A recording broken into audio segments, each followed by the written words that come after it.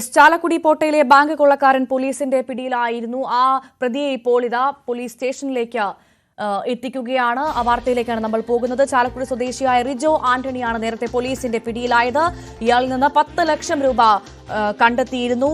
ബാങ്കിലെ ബാധ്യതയുള്ള കടം വീട്ടാനാണ് ബാങ്കിൽ നിന്ന് മോഷ്ടിച്ചതെന്നായിരുന്നു പ്രതിയുടെ ആദ്യ മൊഴി. ഡാനി ഇപ്പോൾ വിവരങ്ങളുമായി ചേർന്നു. ഡാനി, വിശദാംശം.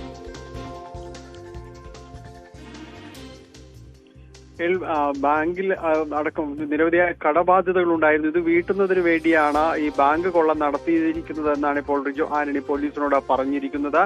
ഇതിൽ ഇയാളുടെ ഭാര്യ വിദേശത്താണ്. അവിടെ നിന്ന് ഇയാൾക്ക് അയച്ചു കൊടുക്കുന്ന പണം മുഴുവൻ ആർഭാട ജീവിതത്തിനായി ഇയാൾ ചെലവഴിച്ചിരുന്നതായാണ് പോലീസിനോട് പറഞ്ഞിരിക്കുന്നത്.